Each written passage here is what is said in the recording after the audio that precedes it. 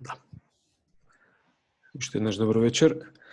Ова е прво предавање за семинар за ниво 2, МАИС, и ние сме некако, барем овие луѓе што се во логистика, најконкретно вклучени, најблиско вклучени во логистика за организирање на активностите во МАИС, среќни затоа што на некој начин прв пат правиме едно ниво 2, инаку претходно постоеше во другата структура на подкомитетски учители, постоеше опција за ски приправник, значи инструктор приправник и инструктор, само инструктор. Но сега направивме еден вид на подолба ниво 1, 2, 3 и 4, така да ова имате чест вие, сите што сте вклучени, и ние, да одработиме еден семинар за ниво 2. Надевам дека ќе успеат да се вклучат сите. Ќе ве ставам на мјут, а после ќе можете да се одмјутнете, само додека направам еден вовед. Инаку, агендата ја видовте, ја знаете. Стандардна, не се менува. Една работа исто ќе подсетам дека линкот е постојано ист, најверојатно нема да ја добивате известување, исто како во семинарите за обнова. Така да користете го овој линк, кој што е веќе еднаш пратен на мейл или на Viber, зависи кој во која група како ги добива информациите. Предавањата се одамна планирани, концепирани и се одбрани за да доловат на некој начин, ќе кажам дека се концентрирани, но на некој начин да доловат она што треба да биде као некаков апгрейд за ниво 2. Инаку во моментот ја барам агендата, не агендата, туку силабусот или план програмата по која што ние имаме добиено, од кој што е поднесена апликација во ИСИА, во Интерски. И само да ја најдам, да, за ниво 2 ИФСИ, сега ќе ја споделам. Сакам да го видите ова за да знаете, ќе ви објаснам што се случува, за да знаете кој е обемот на програмата, според која ние се водиме како земја апликант за, не во ЕУ, во ЕУ сме, нели, апликант одамна, земја апликант во Интерски, во ИСИА и во ИФСИ, ова е конкретно за ИФСИ, може да видите. Во ИВСС сме членка земја, како што најавив оваа година имаше малку проблем и застој, цела организација на Интерски и сите три организации поднесе се во некакво мирување, но би сакал чисто да ја видите планот, да го видите и колку е обемен. Ова е многу интересно. И на некој начин ние го имаме во предвид ова, со тоа што веднаш ќе ви кажам, по сите калкулации што се направени, ова чини многу средства за кандидатите и затоа ние сакаме да направиме чекор по чекор, да на некој начин се добиваат нивоата, се стекнуваат, а понатаму при одржување на нивоата се поминат сите програмски единици кои што се планирани. Ќе препознаете многу голем дел од овие активности се поминати или се во план да бидат како на агендата на ова ниво 2, но сепак ви кажувам ова за да се издействува се 12 дена тотал, од кои 72 часа се на снег. Дневно ако се работи максимум 6 часа, нека бидат и 8, што не е возможно, тогаш може да видите колку дена треба да се сработи на снег. Повторно кажувам, ние ја прилагодуваме програмата со тоа што малку ќе се одолжи тоа во неколку години, а сепак нивото ќе биде дојдено и затоа ги правиме овие семинари за обнова, кои што не се планирани, мислам, не ги работат сите во националните организации, повеќето ги работат, но не сите. Но мислам не ги работат на овој ваков начин како што ние почнавме и се надевам дека ќе биде од помош целото ова за да на крајот после модерен временски период ние стасаме оваа програма. Сегашната состојба вели дека ние покрај обновата што ја сработивме и овие планирани часови, теоретски ќе остане еден ден или два, ќе се договориме за ниво 2, ќе остане еден ден или два кои што ќе се одработат на терен. Ќе видиме каква ќе биде ситуацијата со ковид оваа година, планирани беа 2 дена. Очекувајте сите дека можно е да има можност, всушност да бидете, да ви биде дозволено да на тие семинари ви обучите некого. Значи, пред некоја така комисија, некој вид на испит да биде, но да обучите некого. Работиме на тоа да може да бидат или деца, или наши, мислам, дечиња, можно и студенти, но можно да бидат и кандидати за една од обуките кои што се работат во МАИС. Така да, тоа би било еден апгрейд на терен, инаку нормално ликовити се ќе бидат поминати, но нашата цел е ние да обучуваме луѓе, да даваме знаење и затоа кажувам дека полека, но сигурно одиме чекор понатаму, за да може да биде предавањето на инструкциите или задавањето на инструкциите, пренесување на знаењето да биде поедноставно и да не биде стрес, да бидете фино обучени, да знаете во секоја ситуација како да влезете со клиентите, кои мерки да се превземат. На прво место е безбедноста, понатаму е услугата што треба да се даде, така да мислам дека ќе биде офатено полека, но сигурно. На овие семинари можно да се вклучат нашите колеги од службата за интервенција во планина Асклепи, кои што се на некој начин прва како да кажам, прв ешелон или коки милува, така да каже, тука е коки со нас. Прва одбрамбена единица во менаџирање со ризиците на ски патека, ски или сноуборд патека. Може да се вклучат некои од алпинистичките клубови и пробуваме да направиме една симбиоза каде што можеби и ние ќе се вклучиме некаде во некои предавања кои што ќе бидат од наш интерес, а се некако заеднички теми се преклопуваат и целта е всушност таа да ние сите правиме најпрво безбедност, понатаму едукација на клиентите и на сите оние кои што скијаат и да бидеме некаков пример. И сега ја не би сакал повеќе да должам, само ќе прашам на кратко дали има некое прашање во однос на овој семинар за ниво 2, слободно може да се вклучите, ќе направам еден краток стопшер. Би сакал да предавањето ќе биде снимено, за сега сме 35 луѓе тука. Но супер е што не се сите 35, добро, околу 30 на луѓе, не се сите вклучени во ниво 2, но појавија интерес да го слушаат семинарот, затоа што е отворен за сите.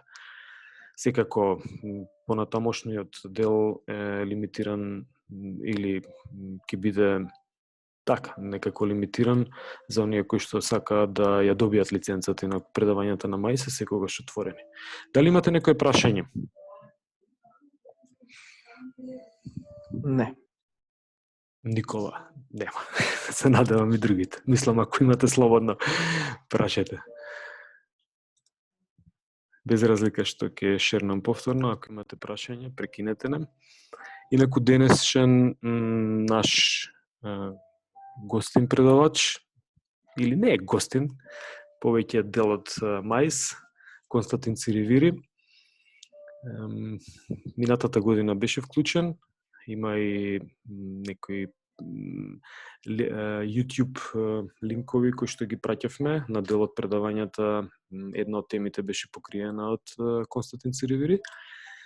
Инаку, како што може да видите, представник на Центар за образование и научно истражување Планинска академија Скопје, директно вклучен во Асклепи, веќе спомнав, директно вклучен во Македонска алпинистичка федерација и да не должам многу, зошто е Коки тука од многу причини, а првата и основна, можеби, затоа што професионалниот пристап и поседувањето на информации за темите кои што ги предава и кои што ги изнесува, кои што ги работи, всушност и се делот кои што ги живее, така би кажал, можем да кажем дека е број 1 во Македонија. Тоа го кажуваат сите активности и менаџирање на се што е во доменот на Центарот за образование и научни истражувања. Значи, се што е поврзано со планина. Добро, не би одел понатаму, Коки, дали прием, дали си на линија? Да, ако ме слушаш ти, значи ме слушаат и другите, тука сум и слушав цело време се што зборуваш. Одлично. Ја правам стоп шер, имаш опција да шернеш се што треба, може ти видео, ама мислам дека немаш така како што разбрав. Се прават некои стримови. Супер. Коки, подиумот е твој. Повели. Благодарам, Вук. Јас најнапред сакам да се заблагодарам и на Вук и на колегите, пријателите од МАИСС од две причини. Прво, нормално заради тоа што ме поканија да бидам дел од еден вака важен процес. И од една страна е чест, од друга страна е можност да се сподели знаење со што повеќе луѓе и да се добие повратен импакт од млади ентузијастични луѓе, што е многу важно за секој професионалец. И второ, сакам да им се заблагодарам на ентузијазмот што го имаат да го одржуваат во живот овој важен процес. Вук на почетокот преку еден лапсус начна една многу важна тема на интегрирање на земјава со важните, да речеме, современи светски процеси и вклучувањето на ски инструкторите и стандардите што оваа организација, МАИСС, ги имплементира во Македонија, на некој начин, не на некој, туку на секој начин, и де факто е внесување на нашата заедница во светските текови уште пред тоа да се случи на ниво на општество, на ниво на влада, на ниво на држава. И јас претпоставувам, односно верувам, дека сите вие сте горди што сте дел од еден процес со кој што ние општеството го внесуваме во светското семејство на професионалци. И овие процеси, познавајќи го Вук, луѓето околу него и од своето лично искуство, можам да кажем дека не може да се одржуваат ако нема личен ентузијазам, многу голема жртва, заради тоа што подкрепата, помошта што доаѓа, колку и да доаѓа од некаква институција, можеби од нигде не доаѓа, е апсолутно никаква и неспоредлива во однос на потребната енергија. И затоа сметам дека кога врвни професионалци се зафаќаат со вака голема работа, не голема во однос на нивниот личен капацитет, туку голема во однос на поддршката што ја имаат, заслужува голема почит и мене ми е чест да бидам заради тоа и заради многу други работи што ги напоменав дел од овој процес. Сега би сакал да преминам на она што е моја вечерашна задача, да пренесам прво информации во делот на безбедноста на планина, она што се однесува на професијата ски учител, ски инструктор, и да разгледаме неколку најчести ситуации или важност на пристапот кон организирање на вршење на дејноста на ски инструкторот во контекст на безбедноста. Јас ќе се обидам што помалку да зборувам за другите аспекти на професијата, затоа што верувам дека тие се доволно застапени во останатиот дел од програмата. Ќе искористам само некои гледишта што имаат значење за безбедност. Прво, ќе почнам од тоа дека кога зборуваме за безбедност, ние мора да ја следиме големата слика. Што е улогата на ски инструкторот на скијалиштето, на ски инструкторот во ски ресортот, во планинскиот туристички ресорт и ски инструкторот како дел од планинскиот туризам. Во основа, во ликот или функцијата на ски инструкторот имаме две професии.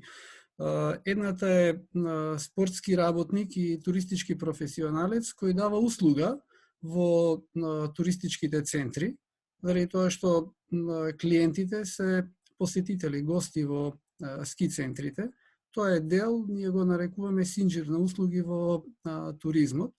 И во ски центарот е во секој еден современ ски центар организиран систем на ски инструктори е нешто што мора да постои.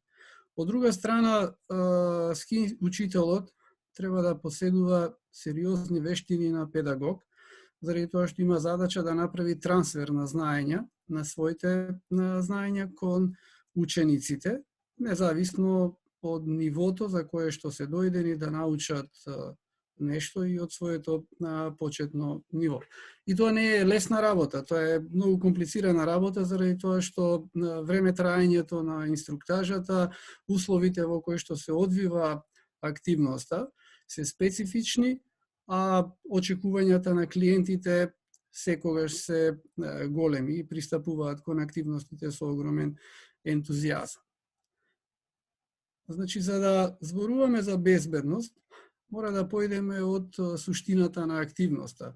Повторно се навраќам на тоа дека станува збор за планински туризам. Во планинскиот туризам прометот се остварува со туристички производи. Како и кај прометот за било кои производи на пазарот, производот за да биде баран, за да биде вреднуван, треба да биде квалитетен, а не може да биде квалитетен производ доколку не е безбеден производот. Во крајна линија, ски инструкторите се на патеките затоа што го сакаат тоа пред се, меѓутоа и остваруваат заработувачка. Значи, многу е важно дали клиентите, корисниците на нивните услуги, значи пазарот на некој начин, можеме така да го дефинираме, ќе биде задоволен од соодносот цена-квалитет што го добиваат од ски инструкторот, од инструктажата, од инструкторскиот час, од инструкторската програма. Значи, мора да го гледаме генералниот приод дека ски инструкторите се дел од синџирот на вредности или синџирот на услуги во планинскиот туризам. Втората работа е дека производот мора да биде безбеден, заради тоа што тоа е базата врз кое што понатаму се градат од останатите атрибути на производот, кои го прават атрактивен, кои го прават вреднуван, кои му даваат одредена конкурентска предност на ски инструкторот, на ски школата, на ски центарот, во крајна линија и на дестинација. Кога зборуваме за безбедност на планина, или поимите безбедност и опасност, секогаш се во некаква корелација, меѓутоа приодот кон проблемот е многу важен. Ако на безбедноста и приоѓаме од аспект на тоа дека доколку превземеме одредени мерки, доколку практикуваме одредени постапки, активностите што ги спроведуваме на планина, во случајот во скијалиштата, ќе бидат безбедни, ние сите што се вклучени во процесот ќе бидат задоволни и процесот може да се шири. Доколку акцентот го ставаме на опасност, дека ако не се превземе одредена мерка или доколку се направи одредено дејание, може да има импликации на безбедноста, тогаш наметнуваме една рамка на притисок во делувањето, што секако е важна и треба да постои, треба ние да бидеме свесни за секоја последица од секоја постапка, меѓутоа многу е подобро кога би биле мотивирани и кога целиот концепт на организацијата на активноста, на личната едукација, на планирањето на часот, на наставата, го правиме со цел тој да биде безбеден и да имаме квалитетни клиенти, наспроти тоа да не го изложиме клиентот вклучувајќи се и себе си на опасност или последици. Значи станува збор исклучиво за можеби филозофски приод, меѓутоа од нашето искуство и од искуството на обука на водичи, алпинисти, ски патролери во изминатиот период, сметам дека е многу подобро кога се фокусираме на безбедноста, нормално следејќи ја целата рамка, не занемарувајќи ги последиците, како реални, фактичките на терен, така и законските од вршењето на нашата дејност. Првата работа, кога станува збор за безбедно изведување на активност на планина и безбедност на активност во планинскиот туризам, прво мора да бидеме свесни што правиме и кои се околностите во кои што ја изведуваме нашата активност. Значи, ние сме ски учители, работиме во ски центри на планина, температурите во зимскиот период на планина се такви какви што се, работиме значи на подлога, флуид, снег, нели вода во цврста агрегатна состојба која што може да има помала, поголема лизгавост, некогаш да е предмет на задоволство, некогаш да е причина за проблеми. Значи мора да ја дефинираме рамката на делување и да бидеме свесни дека постојат одредени ризици. За да се справиме со ризиците, мора да креираме одреден алгоритам на постапки, кој доколку го практикуваме доследно, соодветно, ќе доведе до создавање на одредени навики во нашето однесување. Со нашето однесување ние влијаеме на околината. Ски учителите заедно со ски патролерите се најмаркантните личности на едно скијалиште. Привлекуваат секогаш внимание. Патролерот заради униформата често се наоѓа на место каде што има некоја гужва, повредени и така натаму. И тоа не се најчесто атрактивни сцени, меѓутоа ски учителот пак привлекува внимание со тоа што со стилот на скијање, со вниманието една група дечиња, луѓе околу себе ги носи, успева да ги анимира. Значи, он влијае на околината. Доколку се придржува до одредени стандарди на однесување, он позитивно ќе влијае на својата околина, која што води до создавање на одредена култура на однесување. Културата на однесување е точката на прекршување за во одредена средина да имаме безбедни и квалитетни производи. Заради тоа што културата секако дека може да се потикне со регулатива, со закони, правилници, притисоци и така натаму, меѓутоа најдобро е кога ќе се создаде како резултат на навики, на смислена активност. И токму затоа ги гледам овие активности што МАИСС ги прави, како значајни, не би рекол, не сакам да користам патетични изрази, револуционерни изрази за враќање на еден важен дел од враќањето на спортската култура во зимскиот период на вистинско место. Значи, сакаме сите, скијањето е фантастична активност, фантастичен спорт и како и секоја друга активност треба да се практикува соодветно одредени правила и ски учителите се тука да ги споделат знаењата со клиентите, со посетителите во ски центрите и нормално да ја шират. Сите ние сме носители, пропагатори на одредена култура. Како резултат на нивото на култура, во една заедница, во една земја, се создава регулатива. Регулативата почнува на ниво на скијалиште. Скијалиштата одредуваат правила како е режимот на однесување на посетителите во скијалиштето, кој што и треба да прави. Јасно ни е дека кај нас, во Македонија, не е тоа идеално решено, ни одблиску не е како што го гледаме тоа во соседството, во Банско, во Боровецко, Пауник и така натаму, па дури во скијалиштата во Грција е различно.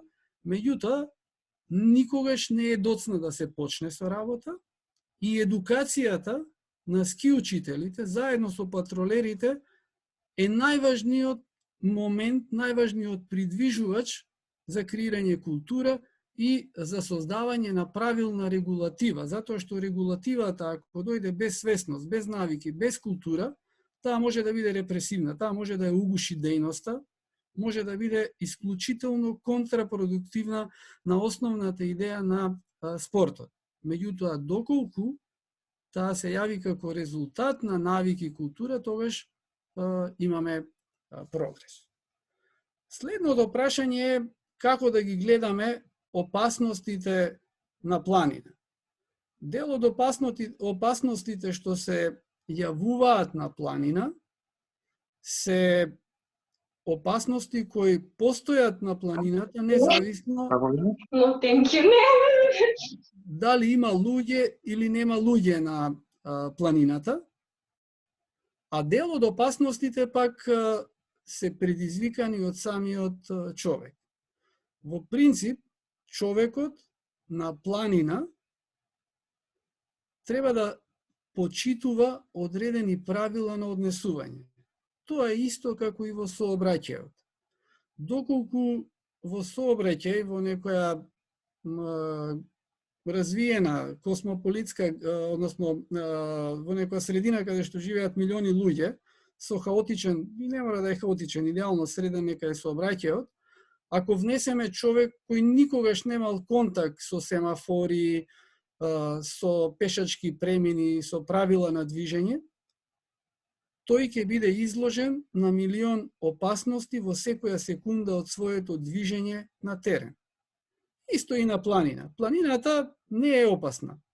Опасно е кога човекот е последица на или безбедноста на човекот на одредени случувања на планината. Лавина која ќе падне ако на линијата на движење на лавината нема човек, таа не е опасна. Тоа си е нормален, природен феномен на планината. Значи и во сообраќајот, опасностите кои постојат заради непочитување на правилата на сообраќајот. И никој не се вклучува во сообраќај за да искуси опасност, туку за да заврши некоја работа, да се транспортира од едно до друго место. Правилата во сообраќајот се креирани од човек и нормално тие се далеку од совршенство, меѓутоа еволуираат и се на прилично високо ниво на организација. Правилата во планината се дел од универзалните, од космичките правила и тие се совршени.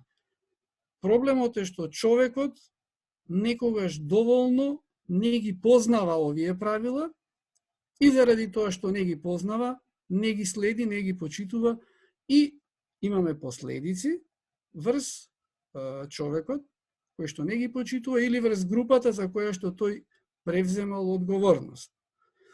Првата работа што треба како луѓе кои ќе отидеме на планина, да се обидеме колку што можеме повеќе да се запознаеме со законите, да ги наречем така, што владеат на планината, од друга страна како вршители на непосредна дејност, ски инструктори на скијалиште, правилата кои постојат на скијалиштето, не само пишаните правила, туку и тоа што е некоја норма непишана на однесување.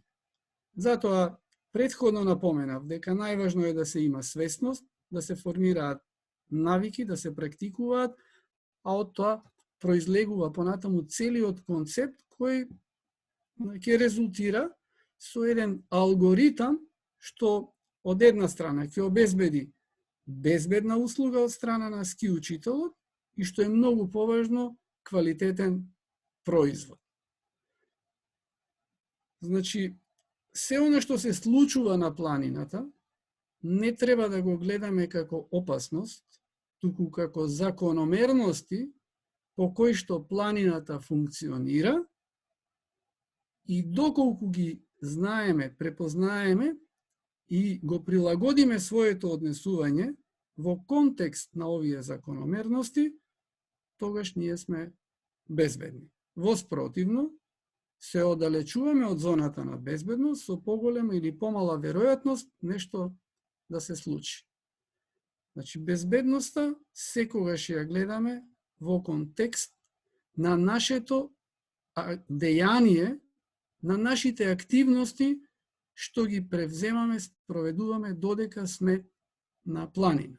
Несоодветна облека на планина може да резултира со хипотермија или блага хипотермија на телото, која што ќе ги поремети правилните реакции, правилното расудување, ќе ги забави рефлексите, ќе ја намали функционалноста на телото во целина и тоа понатаму ќе предизвика цела една серија на последици, нели, ланец на настани кои може да бидат со трагичен или може со сосема мал ефект, зависно од околностите. Значи, дали сме безбедни или влегуваме во зона на ризик, зависи од почитување на системот од мерки, постапки и процедури, односно непочитување или игнорирање на мерки, постапки и процедури.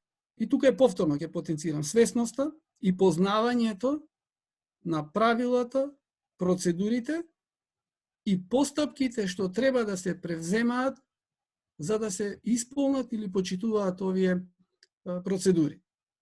Делувањето на планина, работата во ски ресорт, на скијачка патека, бара усогласување во услови кои за човекот сами по себе не можат да обезбедат комфорен престој. На -10, на -5 степени Целзиусови со или без ветер, човековото тело, доколку не се движи, не произведува топлина, не може да преживее, нели, не може да преживееме долго време.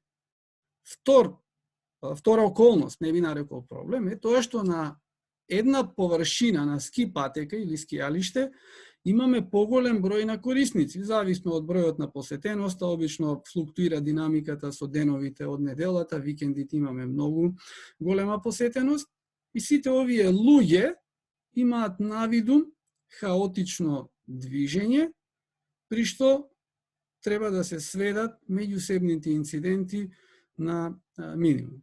Свесноста е тука главниот механизам и почитување на правилата, нели има ФИС правила за безбедно скијање во скијалиштата, ги почитуваме тие правила, дополнително секое скијалиште дава дополнителни инструкции прилагодени на карактеристиките во тоа скијалиште, па дополнително еве како што имаме оваа година ковид ситуација имаме дополнителни, значи препораки за протоколи за спречување на ковид инфекција. Сега, за да бидеме безбедни, или за да има безбедно скијање на скијалиштето, прво треба да се погрижиме самите ние да бидеме безбедни. Значи, да бидеме во добра психофизичка состојба за да можеме да скијаме. Да бидеме во добра психофизичка состојба за да можеме да ја завршиме работата на ски учител, нашата опрема да биде во добра состојба за да обезбеди прво безбедно скијање и второ комотно скијање за да си ја завршиме задачата што ја имаме како туристички работници и педагози. Второ, треба да дадеме придонес во колективната безбедност, надвор од грижата самите за себе, да им помогнеме на тие околу нас, да им укажеме или некогаш да реагираме кај надлежните за да се превземат или отстранат одредени состојби на скијалиштето кои може да ја нарушат безбедност. Само одговорноста е исклучително важен момент заради тоа што таа апелира кон самите нас, кон своето однесување, но со неја апелираме и кон колективот. На крајот, ски учителот, кога е на скијалиште, со себе има клиенти. 1, 2, 5 зависно од нивото на компетенција, од задачата, од педагошката задача, многу околности влијаат. Меѓутоа, додека се клиентите под надзор или инструктажа на ски учителот, тој ја има одговорноста за нивната безбедност. На која патека ќе ги води, со кој ритам ќе се движи, каква инструкција ќе даде, така и ќе го следат, повеќе или помалку се разбира, клиентите. И тука е многу важно ски учителот да може да пренесува авторитет преку вербална комуникација, меѓутоа и преку невербална комуникација. И едното и другото се вештини што се учат и со практикување се подобруваат, што во крајна линија ја подобрува и целокупната вредност на ски учителот. Во контекст на безбедноста не можеме да зборуваме, а да не ја гледаме улогата на ски учителот како дел од синџирот на вредности, велиме, или синџирот на услуги во планинскиот туризам. Прво, задача на ски учителот е да испорача безбедно скијање на клиентите додека се со него.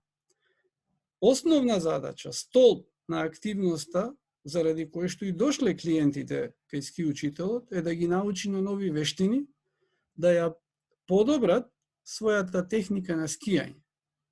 Меѓутоа, крајната вредност на производот е клиентите да заминат од часот со нови позитивни искуства. Јас тука ќе го цитирам професорот Јове Јовановски, кој во неколку пати, јас барем го имам слушнато, има кажано, вели, секое скијање е добро скијање. Значи, многу е важно како тие што се вклучени во скијањето, скијачите, кои доживуваат своето скијање. Значи, не е само технички врвното скијање добро скијање, туку она скијање кое што им прави задоволство на луѓето е добро скијање. Во еден ски центар, во кој што е од нашиве формати, во викенд, во еден ден имаме 3-4 посетители. Апсолутно е невозможно сите тие да бидат врвни скијачи, сите тие да скијат согласно високи технички перформанси, но мора да се инсистира сите тие да ги почитуваат правилата и што е најважно, сега зборам од аспект на туризам, како туристички работник, бидејќи работам и како водич, имам туристичка агенција и преку ски патролата ги следиме збиднувањата во ски центарот. На крајот на денот тие треба да си заминат од скијалиштето задоволни, стрекни, дека имале еден исполнет ден со желба повторно да дојдат да скијат. И тоа е најважната порака од ски инструкторскиот ден. Секако дека мерливата работа на ски инструкторот или резултатите, или како велиме во проектните активности, критериумите со кои што го вреднуваме резултатот е подобрување или индикатори, подобрување на вештините на скијањето на нашите клиенти, меѓутоа најважно од се е доживувањето. Најчесто ски инструкторите даваат услуга на рекреативци, скијачи кои можеби не поминуваат повеќе од 20-25 дена на ски во една сезона. Тие немаат амбиции да станат врвни скијачи во најголемиот дел, меѓутоа имаат амбиции убаво да си поминат додека се на скијање и токму затоа треба да ја гледаме улогата на ски учителот како туристички работник и како педагог. Крајниот квалитет ќе зависи кои се интересите и очекувањата на клиентите. Од една страна тоа е само перцепцијата на клиентот кон себе, кон некои реално поставени цели, вредности и така натаму.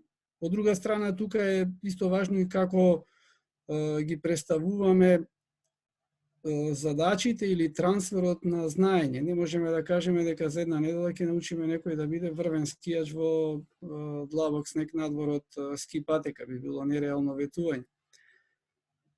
Резултатот ќе зависи од компетенциите на инструкторот, техничките компетенции, педагошките компетенции, меките вештини кои ги поседува, за да може да обезбеди соодветен трансфер на знаењето кон клиентите и нормално од условите за работа. Во хаотично, несредено скијалиште, во небезбедно скијалиште, во лоши временски прилики, перформансот на ски инструкторот секако дека ќе биде намален, условите за трансфер на знаењето се намалени и во склад со тоа треба да ги планираме и адаптираме и нашите амбиции, а нормално да влијаеме и на очекувањата на клиентите.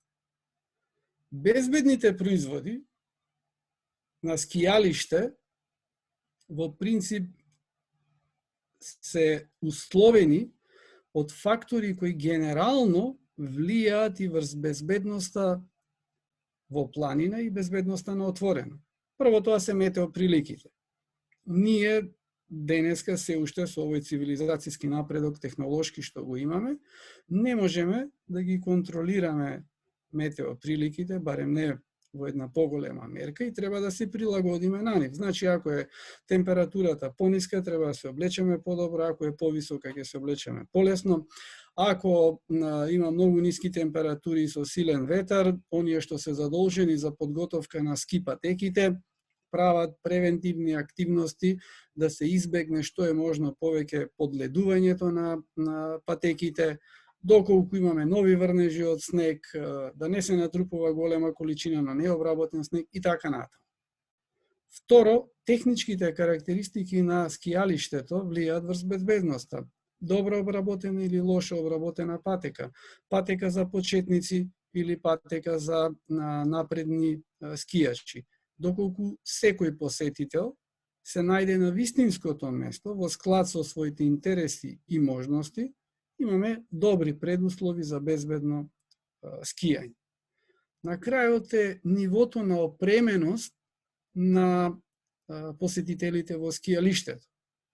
И тука пред се од безбедносен аспект, а потоа нели од речем технолошки нијанси кои што ќе му овозможат на корисникот повеќе или помалку исполнување на очекувањата во однос на стандардите, нели техниката на скијање пред 50 години и ликовите биле едни, денеска се менува, тоа е условено од технологијата, на опремата.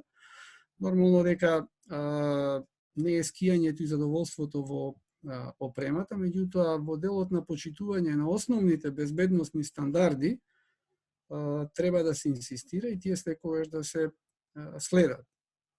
Јас се сеќавам пред 15 години кога почнувавме во ски центарот Кожув, ВУК беше многу енергичен во делот на користење кочници, инсталирани кочници на скиите. Ски центарот Кожув, голем дел од клиентелата во првите години беше од места кои нема искуство со скијање, некои од нив и прв пат можеби гледаа снег во животот. Сега имаше најразлични случаи, луѓе без кочници на ски, нели, малце постари ски, позајмени, купени некаде. И имаше сериозни инциденти, токму од таа причина. И знам со колкава енергија, посветеност работеше на тоа. Како резултат на тоа, после година-две, ние немавме посетители со несоодветни ски. И тоа е оној што го споменав претходно. Со навиките ние влијаеме на културата, бара жртви. И никогаш тоа нема да биде соодветно наградено, ниту материјално во никаква смисла. Меѓутоа, доколку живееме за тоа што го работиме, па не е ни потребна никаква друга сатисфакција. Опасностите на планина произлегуваат пред се од физичките промени кои што настануваат, а во однос на кои што телото мора да се прилагодува со повеќе или помалку ограничени можности. Прво е ниската температура. Човековото тело поднесува одредена температурна зона без да бидат посебно ангажирани механизмите за создавање на топлина или отпуштање на топлина од телото. И тоа е од 20 до 24 степени Целзиусови се нарекува индиферентна температурна зона, во која што телото не вложува никаква посебна енергија за да создаде дополнителна топлина или да се ослободи од вишокот топлина. На скијалиштата температурата најчесто е под нула, некогаш и над нула, некогаш вкупниот температурен коефициент заради сонцето варира, меѓутоа никогаш не е во рамки на индиферентната температурна зона и секоја активност која што може да предизвика стоење во место, подолго стоење, лежење врз снегот, особено ако имаме губење, потребно е многу време или истоштеност на загубените, лесно може да се западне во хипотермија. Превенција за тоа е пред се едукација и користење на соодветна опрема и правилно планирање на турата. Второто, снегот сам по себе е причина која што прво тоа е основниот материјал со кој што си играме и кој е извор на задоволството во скијањето, ама треба да ги знаеме сите страни на овој материјал, што може да дојде од него надвор од задоволството. И трето, најчесто се јавува намалена видливост, која што може да резултира проблеми со навигација, залутување, скршнување, навигување во лавински зони. Во македонските скијалишта тоа го имаме поизразено на Попова шапка, во Маврово има само една лавинска зона. Меѓутоа, кога станува збор за ски учители со меѓународна лиценца, значи ски учителот може да биде учител во било кое скијалиште и тогаш ова како принцип треба да се познава. За хипотермијата, значи едукација, соодветно користење на опрема. Опремата, облеката која што ја имаме, да ја разликуваме секогаш кај неа три слоја. Имаме внатрешен слој или она base layer, среден слој и надворешен. Внатрешниот слој има основна функција да ја одржи површината на кожата сува. Зошто? Заради тоа што водата има повисок коефициент на топлина од воздухот. Што значи тоа?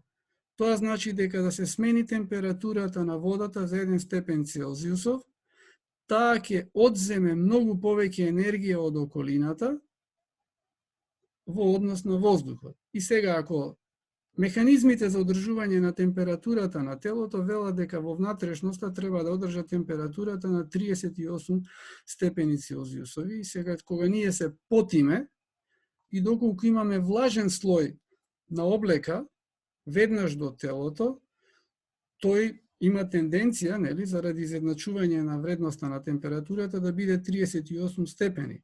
Ако имаме поголемо количество на вода, таа ќе бара повеќе енергија од телото да ја одржи таа температура. Доколку овој слој е хидрофобен, значи не ја задржува влагата во себе, тој ќе ја пренесе влагата преку во форма на водена парја, најчесто во повисоките делови од облеката, надворешните, а оној слој покрај телото ќе биде повеќе или помалку сув. Затоа материјалите волна, микрофибер задржуваат најмногу до 2% од влагата, наспроти памукот кој што задржува околу 12% влага. Тоа е сериозна разлика и извор на проблеми.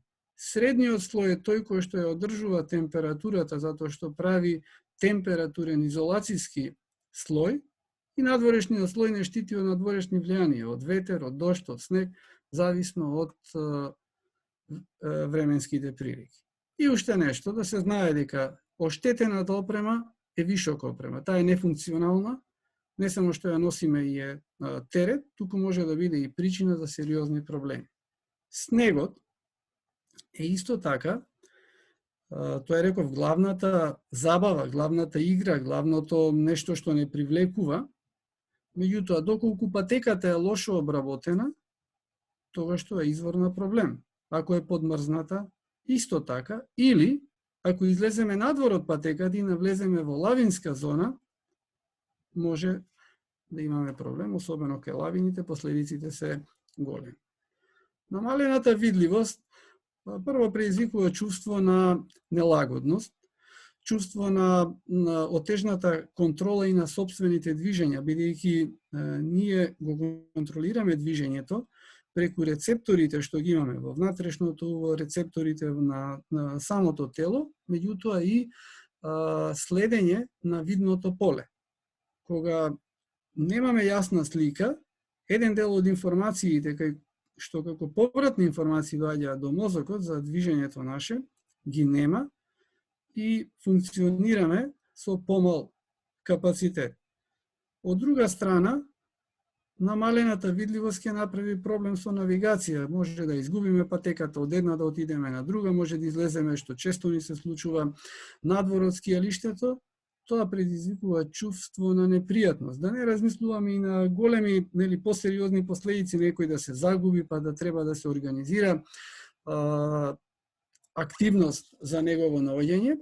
Едноставно чувството на непријатност само по себе треба да биде мотив, добро да ја организираме групата, во услови на намалена видливост, секогаш скијањето да го прилагодуваме на минималното растојание што е потребно да се одржува оптичка конекција, видливост, значи од еден до друг припадник во групата.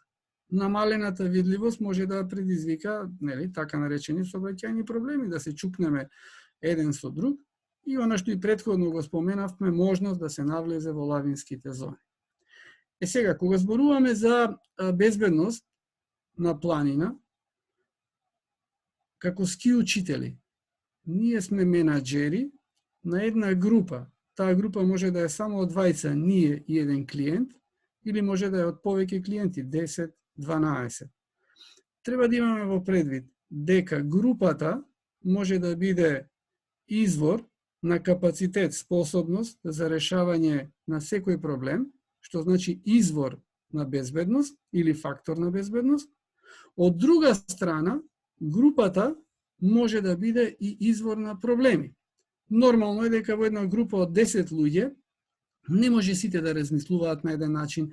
Мала е веројатноста кај 10 клиенти дека сите ќе бидат на исто техничко ниво на скијање, ќе бидат со ист пристап, со иста култура кон скијањето, и доколку овие разлики не се синхронизираат на добар начин меѓу себе, можат да бидат фактори на ризик. Значи, дали од разликите во групата ќе имаме фактори на безбедност или фактори на ризик, во добра мерка, не целосно, меѓутоа во добра мерка зависи од лидерот на групата, во овој случај тоа е ски инструкторот. За да ски инструкторот биде добар лидер, покрај компетенциите, технички, педагошки, меките вештини, многу е важно да се придржува до процедурите за работа. Процедурите за работа се алгоритам што ни овозможуваат на сите нам да ја вршиме работата во рамки на одредени стандарди. Стандардот е гаранција дека безбедно ја вршиме работата и дека ќе испорачаме добар производ. Сега, нешто околу тоа што е опасност, што е ризик. Прво кажавме дека опасностите се дел од нормалните закономерности и тоа што се случува на планина, кога ние или луѓе се присутни на планина, има последици врз луѓето. Кога паѓа лавина, камени, одрони, ќе удри гром, нема луѓе на планина, нема опасност и тоа го гледаме како закономерност. Ризикот е, значи, секогаш резултат на односот кон опасноста и веројатноста нешто да се случи. Безбедноста е престој во зоната на контролирана ситуација, ризикот е излегување од зоната на контрола. Колкава ќе биде зоната на контрола, зависи од нивото на подготвеност на лидерот на групата и секој член на групата, компетенции, опременост, какви се перформансите на опремата, термоизолација, водоотпорност, заштита од ветер и така натаму. Тие заедно ја зголемуваат зоната на комфорт. Секако дека облека со полоши перформанси не може да обезбеди добро скијање или престој на многу ниски температури. Добра опрема може тоа да го направи. Нели има една изрека што најчесто луѓето од запад што ни доаѓаат, кога зборуваат за своите секојдневни активности, велат нема лошо време на планина, туку има само несоодветна опрема. Јас не се сложувам исклучиво дека е тоа така, меѓутоа во еден дел секако дека тоа е така. Ризикот е субјективен поим. Зошто? Заради тоа што, еве, ако го земеме скијањето, одредена скијачка активност за еден скијач може да е ризична. Истата таа скијачка активност, патека, ски скок, скок преку карпа, за скијач што има различни, повисоки перформанси, подобро ниво на опременост, таа опасност може да не постои или комплетно да е елиминирана. Значи, ризикот е последица од односот на поединецот кон опасноста и последиците зависат од дејанието. Ако некој што нема технички перформанси се обиде да направи одреден лик, да се спушти на одредено место, може да се повреди, повеќе или помалку, или да предизвика проблем кај другите учесници, корисници на скијалиштето. Од друга страна, пак некој што има високи перформанси, добра опрема, нема да загрузи никого и ќе го изведе движењето, скијањето компетентно, безбедно. Какви се степените на ризик? Ова е многу важно, за да лесно е да се каже мал умерен, голем ризик. Ама мал умерен, голем ризик мора да го гледаме секогаш во контекст на последиците. Кај ризикот работиме, денеска не е тема на тоа, бидејќи основната активност на ски учителите не е тоа, меѓутоа кога го проценуваме ризикот, треба да имаме во предвид два фактора. Едно е последицата од одредена активност и второ, колкава е веројатноста тоа да се случи. Најчесто во риск менеджментот, во спасувањето кај водичите во планина, даваме нумеричка вредност од 1 до 5 и на веројатноста и на последиците ги множиме и во зависност од активноста велиме дека ризици од 1 до 5 се мали, незначајни и од 5 до 10 се ризици кои бараат внимание и одредени активности, ама не ше страшни, 10 до 15 ризици кои бараат сериозно менаџирање, од 15 до 20 ризици кои треба да се разгледаат дали да се превземаат или не, и над 20 веќе ризици што не се дозволени, кај најголемиот дел од активности.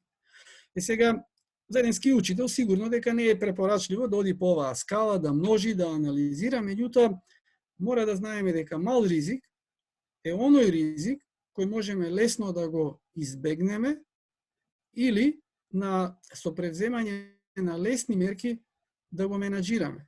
Кај умерениот ризик, можноста за избегнување на последиците е помала или ако нешто се случи, можноста за менаџирање е исто така помала. Кај големиот ризик, последиците може да бидат големи и степенот на контрола на актерот, во овој случај главно зборуваме за ски инструкторите, е многу мал.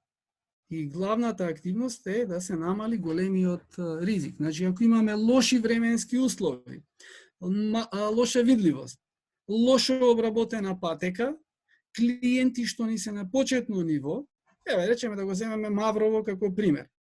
Во услови на силен ветер и лоша видливост, во Маврово работи само едно седот. Ние сме ски учители, треба почетници кои се прв ден на скијање да ги имаме околу себе. Многу е важно тука да бидеме педагози и безбедни ски учители наспроти она што пазарот го бари од нас. Значи, дошле клиенти кои патувале 2 часа да дојдат до ски центарот, резервирале скапоцен ден од своето време, тешко заработени пари, го очекувале овој ден да почне ски инструктажата, доаѓаат во Маврово, работи само едно сет, сме планирале да ги носиме на жолт, не можеме да го исполниме тоа. Многу е важно да се направи проценка на степенот на ризик и превземање на соодветна мерка, што ќе значи баланс помеѓу очекувањата на клиентот да нема пропаднат ден и безбедноста.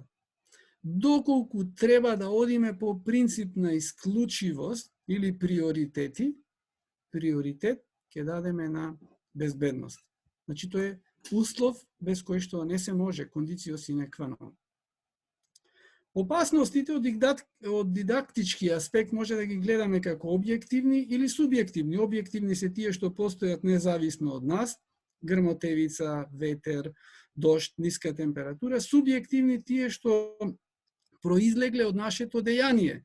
Ако немам соодветна облека на ниска температура, ќе бидам изложен на хипотермија. Ако скиите не ми се во исправна состојба, ќе настане некој проблем.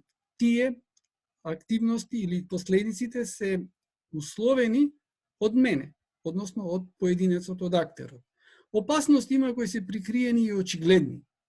Прикриените бараат вештина и тука е во прашање добрата едукација, придржувањето до правилата и процедурите и искуството на ски учителите и секогаш комуникацијата со менторот или со поискусните или локалните познавачи на приликите, за да ги препознаеме и прикриените, бидејќи проблемите не настануваат од очигледните, Најголемиот проблем, дел од несреќите што ги имаме на скијалиштата се заради прикриени опасности прикриени кои не можеле да бидат препознати од учесниците. За некој друг се очигледни, меѓутоа тоа е пак поврзано со начинот на гледање на работите.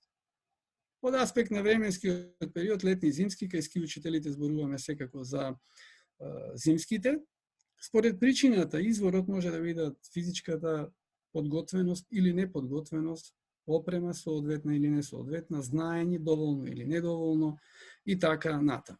И од аспект на очекуваност, неочекуваност, очекувани, ако имаме во најава метеоролошка дека времето ќе биде лошо, ќе имаме силен ветер, ќе имаме врнежи, знаеме дека ќе имаме намалена видливост, дека подлогата нема да биде идеална за скијање, дека ќе влијае на температурата на телото и на перформансите, и тогаш треба да преземеме сет од мерки за активноста, да ја направиме соодветна во однос на условите што владеат на планината. За правилно да се менаџираат опасностите, прво треба да се познаваат ситуациите, причините, последиците, реков, значи веројатност, последица е нешто што постојано треба да го имаме во глава. Второ, правилен приод. Тука е оно што го зборувам неколку пати вечерва. Свесност, навики. Да имаме анализа на опасностите, соодветен план. Сетете се, значи во Маврово ски учителот доаѓа, има клиенти, работи само едносед. Мора да имаме некој алтернативен план.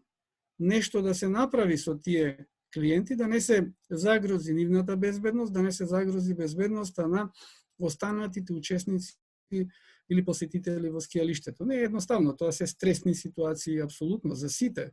И за управителот, менеджментот на скијалиштето, за ски патролата се исклучително тешки напнати таквите денови. За ски учителот се напнати треба на рамнината доле во некоја зона каде што е гужва да спроведе дел од наставата, но мора да се прилагодиме. И затоа, велиме, применуваме процедури, со кои што процедури користиме практично алатки за да бидеме поефикасни и безбедни во извршувањето на дејноста. Доколку се случи нешто, и се повреди клиент, или имаме несоодветно однесување на клиентот, прво што треба да направиме да знаеме да менаџираме со себе. Значи, ресетирање на самите себе си, па потоа менаџирање со групата, посебно со проблематичните поединци кои што може да бидат извор на дополнителна тензија врз нас, врз останатите членови на групата, да го менаџираме, значи, целиот колектив и потоа соодветна соработка со други субјекти. Ако ни се случи несреќа на скијалиште, секако дека ќе ја повикаме ски патролата, заради тоа што легија артис, согласно стандардите, законите, процедурите, тие се тие кои што треба да преземаат соодветна активност. Наше е да ја изменаџираме групата.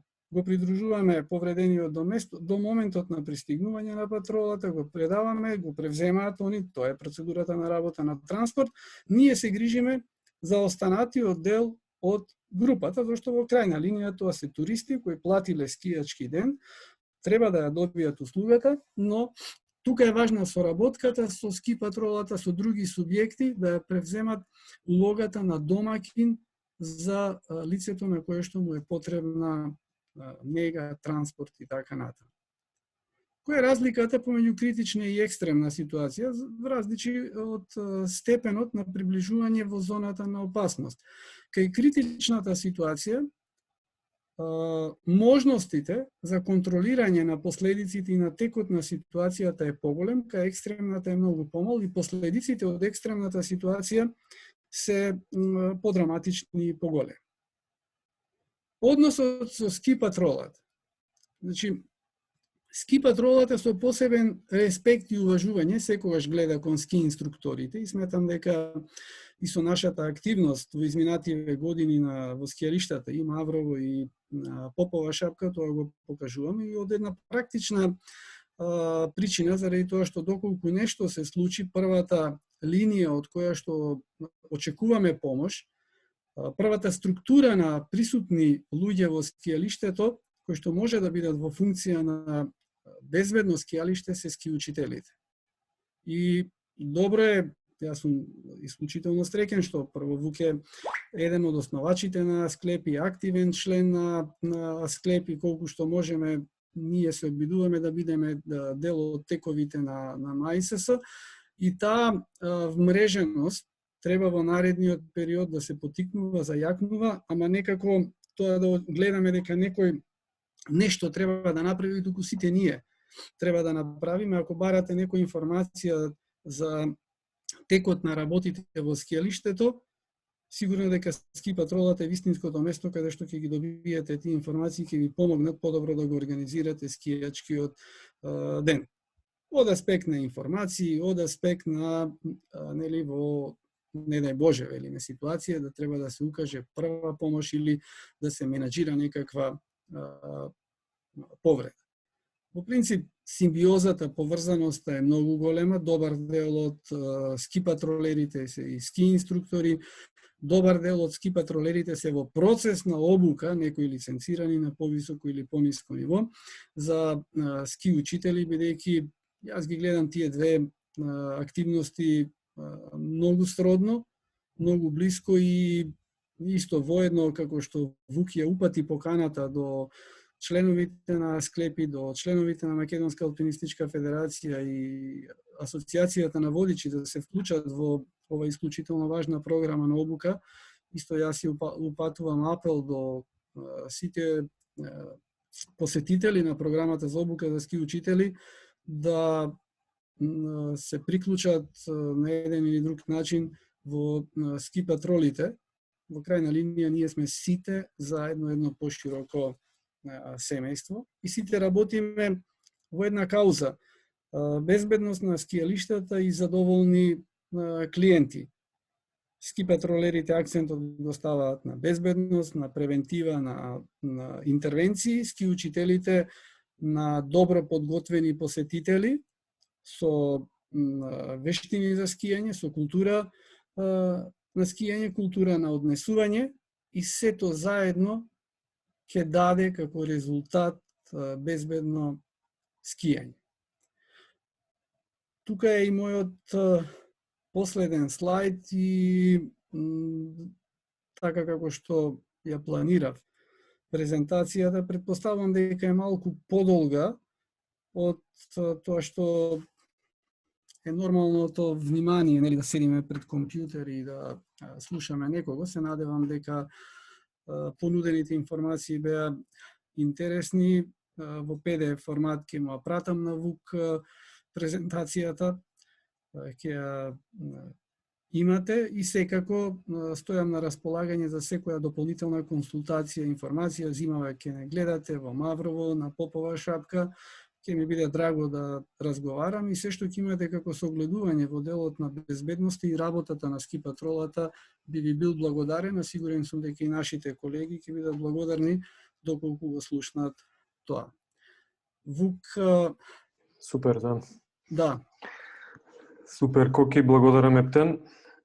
Јас една мала рекапитулација ќе направам во 2-3 реченици, но на почеток да се извинам од сите информации што сакав да ги споделам, некои останаа пропуштени од типот на, значи, дека Коки е дел од основачите на УИМЛА, Македонската асоциација на водачи, која што е членка на УИМЛА, тоа се International Mountain Leaders, и всушност пионери во Македонија во мрежувањето. Исто така, јас имав, кој ќе напомена во еден од следовите, имав прилика да професионално соработуваме заедно во ски патролата на Кожев и таму имаше многу пионерски активности, благодарение на него и благодарение на разбирањето на менеджментот на ски резортот Кожев.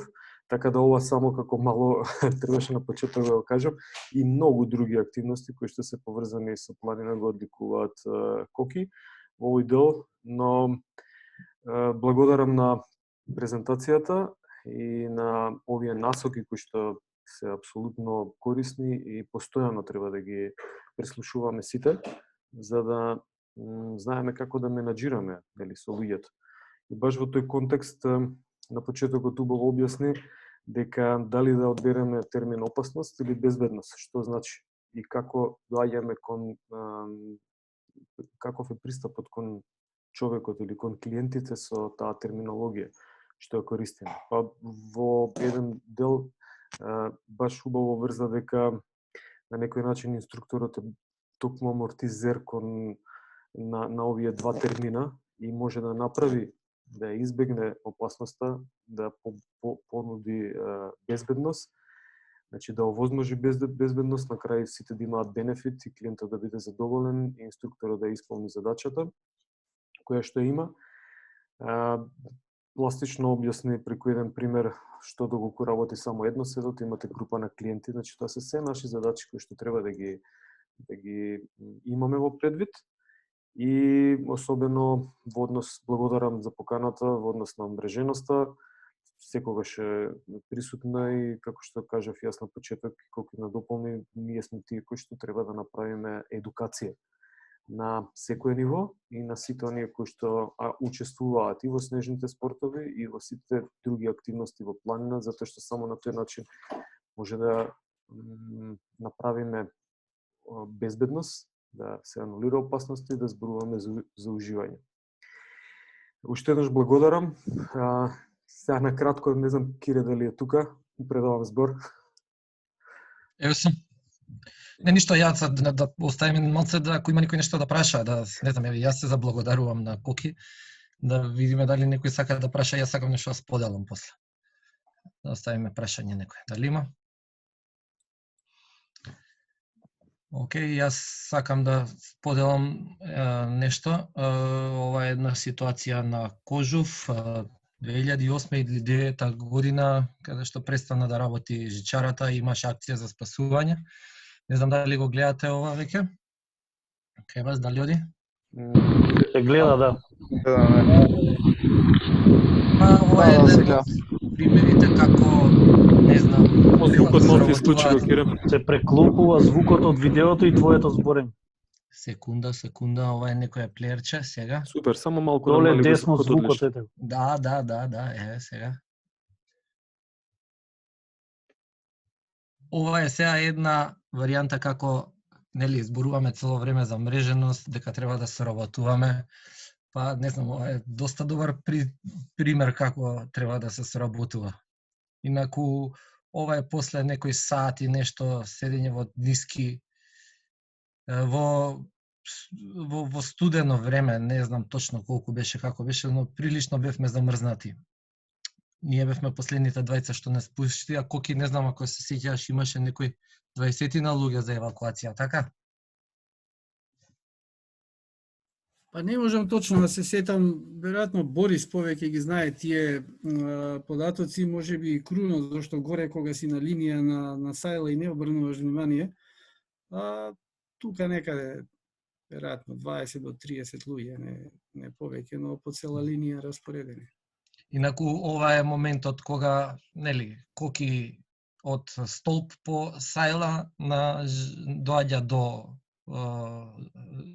жичарата, до корпата, и прво едното девојче, ова некоја помало што беше на скијање со нас, ја спуштија, па после и мене, и фала Богу таа заврши со сите среќно спуштени, на време, не премрзнати, малце пододладени, не знам како беше терминологијата, нели, и така. Не напомена дека ти си тоа со црната кацига. Да, јас сум еден од спасените. Не знам колку ви е интересно се ова. Да, супер, неки стера. Сакам да видиме ти. Ањето е интересно, така да. Ти дали слета добро? Да, добро. Ова е дел од праксата која што ја имаме, се што може да се сретне ски учител.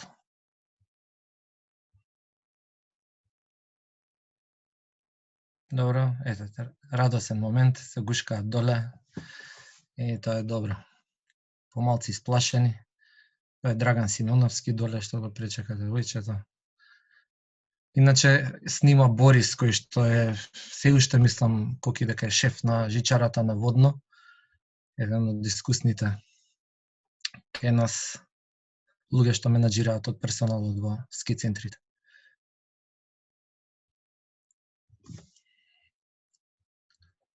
Поставување појас. Коки може да ти треба да коментираш малце повеќе? Во принцип, евакуација на жичара е најнепријатната работа за спасител. Значи, тоа е ноќна мора и јас колку што знам, ова е прв пат да е евакуирана цела линија кај нас. И секогаш кога сме работеле во некој центар, сме тренирале многу за овој дел, ама искрено сме се надевале дека нема да дојде до тоа.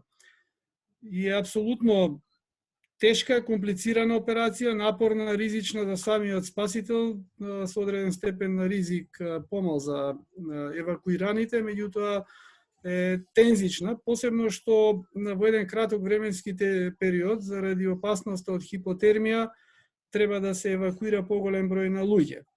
Сега тука факторите околу тоа дали ќе дојде или нема да дојде до застој на жичарат, еден ски учител многу малку може да влие, може би во делот на креирање на таа култура да не е предизвикан застој со однесувањето на посетителите, меѓутоа тоа во многу малку случаи е причина, најчесто се некои механички дефекти. За жал, и тоа е дел од реалноста во скијањето, ние како ски патрола се обидуваме да одговориме на овој предизвик што е можно подобро, но тешко се следат стандардите, особено со дефицит на опрема, со несоодветен обем на ангажирани луѓе, зашто не зависи тоа од нас, сепак тие трошоци за патролот и покрај тоа што се патролерите волонтери, но трошоците за транспорт мора да се покријат.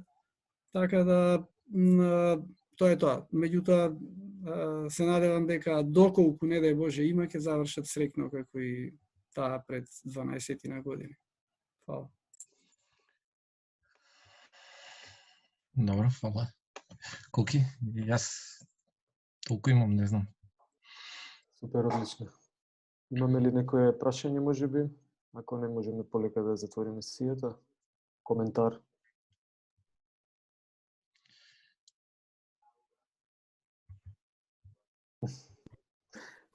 Кој е спасувачот кој што ве спушташе? Не, ова е сам се спушти на крај. Да, кој ве спушташе, кој ве евакуираше?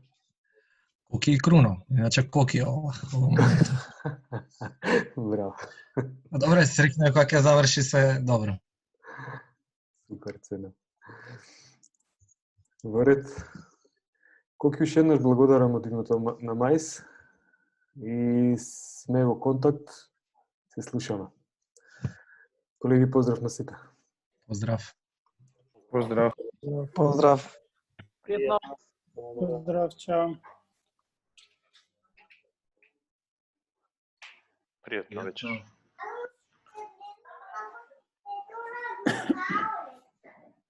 Пријатно. Ќе пристапам кон прекинување на линкот групно. Довидување. Ќе ни исклучиш одма? На брзин. Ајде.